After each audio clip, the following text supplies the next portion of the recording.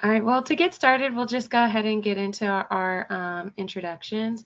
I'm Jenny. I'm our kindergarten team lead, Jenny Lubang. And then I will pass it over to Jocelyn. Hello, I'm Jocelyn. I'm another kindergarten teacher, and our slides did load, so I can see them, Jenny. So we're good there. Yes. So that's Awesome. me. Thank I'm Jocelyn. Brenna. I'm Brenna Lane, last but not least, the other newest addition to the kindergarten team. I'm excited to be here and experience my first presentation for board. Nice. Okay, so we have, I'll keep pushing through the slides. Feel free to pause us if you have any comments or questions, but we're going to kind of go quickly here. And if you would like any more information or extra information, please check out our Edlio page. It's pretty detailed. We've added Edlio updates every single week. So if you want a bit more information of what kindergarten goes, that'll give you our whole year's plan so far. But Jocelyn's going to take it off with how we do RISE. All right. So we, just like the whole school, we love our RISE tickets. And the beginning of the year, we explain to students and focus and advocacy, like what each thing means. So that way they know, like, not only are we looking at this in kindergarten, but like we're looking at this as like a whole school. What does respect, integrity, safety, and empathy mean? And being in kindergarten, those things might look a little different. So for example, respect might be listening while someone is talking. So like if a teacher's talking or even a peer's talking, not talking over them. Integrity is ignoring a distraction.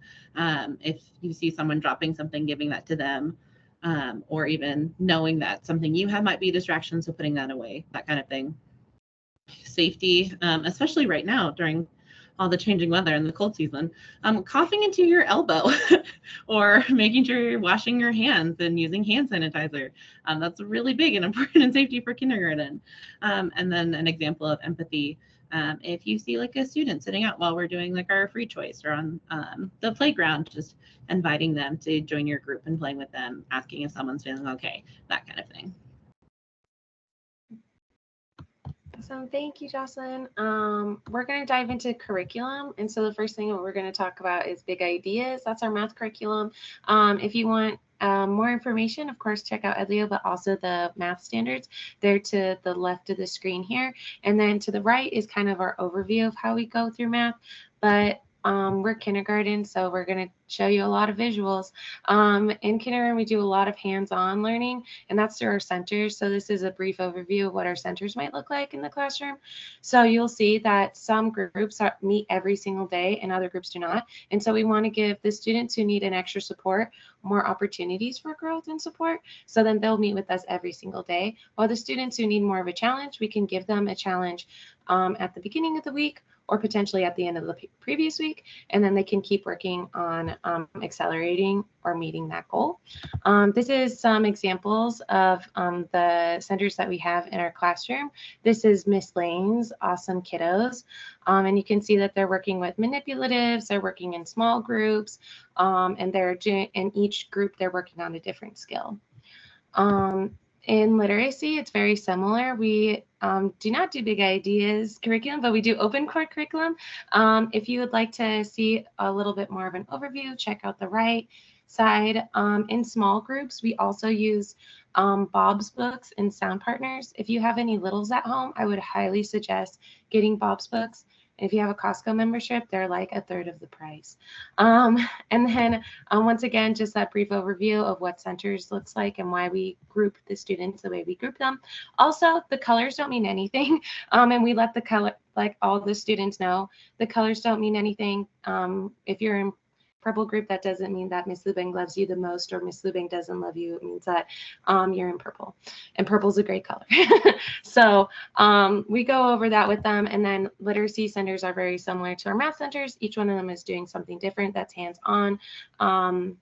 You'll see at the top right corner that that's our sound partners. So each one of them, each group has a different set of packets that we go through that emphasizes the area of phonemic awareness that they most need to learn. We also do small reading groups with our Bob's books. Fast forwarding into social studies. Once again, if you want more information, please check out our standards, but they are right here on the right side. But of course, just like we were previously talking about, we love doing hands-on stuff. So we've done for our community helpers, we brought in some community helpers. You can see in the left that we had a semi-truck driver come and visit our classroom, as well as a nurse. And then this week we made butter in spirit of our 100th day of school. We said a 100-year-old tradition is within Black history is making biscuits, and how the biscuit has changed over time. And so to pair with our biscuits, we made butter in the classroom, which is a lot of fun and a lot not as messy or difficult as I thought it was going to be. It was great. At the top, we made some dragons in celebration of Lunar New Year. It is the year of the dragon. And at the bottom, we created drums, and we talked about the HBCU drum line, once again within Black history. We also do other celebrations to extend our kindergarten learning, including Johnny Appleseed, where students peeled apples and we made applesauce together. There was no sugar, and a lot of them did not like it.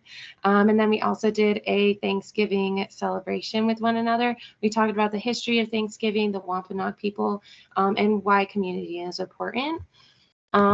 Moving forward to science, once again, these are our science standards. They're on the right. If you want even more information, check out Edley or Edlio page or the standards yourself. They're fantastic. Here's some of the awesome science stuff that we did. We created rain clouds to talk about how does the rain come from clouds, and also did some nature walks, getting us ready for our field trip on the Miller Farms to discuss how things grow.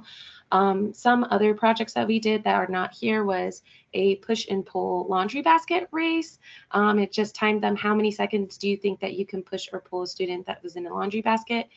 Lots of fun. They're a lot stronger than you would expect. Had to be in front of a lot of laundry baskets. As said previously, please let us know if you have any comments or questions. You can even put it in the chat and we'll be happy to answer those. But I'm going to pass it along to Brett. So during our advocacy block, which is at the end of the day, we like to focus on social emotional health, as well as it's a time for our service learning project. And we're talking about pollinators with Miss Charlie. We use the Tom and Tabby Cat curriculum. And recently we've introduced a little spot of feelings, the emotional detective. It's really important for the students to be able to identify what they're feeling and then how they can tackle those feelings. So that's been really beneficial in all our classrooms, being an emotion detective. Page, please. Past field trips. So we went to Miller Farms. We thought that this would be a really fun hands-on field trip because in our classrooms, we were talking about the importance of plants and that humans need plants to survive. The students were also able to pick their own vegetables, and they had a lot of fun experiencing that with their teachers and the chaperones. And then we also recently went to the Denver Nature Museum of Science. Students got to explore the museum in small groups, and they got to see a paleontologist firsthand uncover bones. They also got to explore a seasonal exhibit, which had a woolly mammoth during the Ice Age. So that was really special and not something you get to experience all the time. Yeah, so that was really cool. And upcoming field trips. I'm going to pass it to Jocelyn. All right. So as I'm sure y'all know, it is Kindness Week, and tomorrow we get to go on our next field trip where we get to go to the bus barn, which is super exciting. So this week we made cards and talked about why like serving people in the community is so important and why it is important to thank them for everything that we do, especially like we couldn't go on any of our field trips without buses and the people who work on them. So we get to go walk over there tomorrow and hand out the cards. And it's really cool because we also get some high schoolers that come over and like kind of chaperone with us. So it's cool that they kind of like bounce off of each other, like the kindergartners and the high schoolers. So that's fun. With our service learning project that we work on with Miss Charlie, talking about pollinators, we're going to go to the butterfly pavilion. So we get to observe insects, talk about what they need to survive, learn more about metamorphosis, hold beetles, Rosie the tarantula, all the fun bug things. And then our last field trip that we're hoping to go on is to the Denver Zoo, either in April or May. And we will learn about animals, their habitats, what they need to survive, but also talking about the habitats that we have here in Colorado and how we, in order to like continue to serve our community and serve our environment, like how can we take care of those habitats so that they can continue to thrive as well.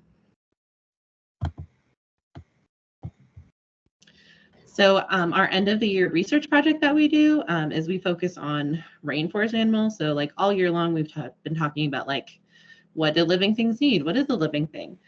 So we look at different rainforest animals. They each get to choose one, make like a book and a diagram and a poster talking about that specific animal, facts about them, what do they need to survive, where do they live, their habitat, that kind of thing. And it's cool because it incorporates like almost all of the standards we work on. Like we do some writing with it and we read about them and we use the science standards and are just being creative as well. So it incorporates like pretty much everything at once, which is super awesome. And then again, our service learning project. So we are specifically talking about like pollinators, mostly butterflies, but we've been learning about all sorts of pollinators with Miss Charlie. So we get to do, oh my goodness, I'm so sorry, words. We get to plant flowers and like help make homes for pollinators, specifically butterflies, and then hatch butterflies in our classroom, which is an absolutely crazy just experience to watch. One of mine died last year, but that's a whole story. That was traumatizing, but I digress. But when they live, it's really cool to release them and talk about how awesome it is. So that's our service learning project.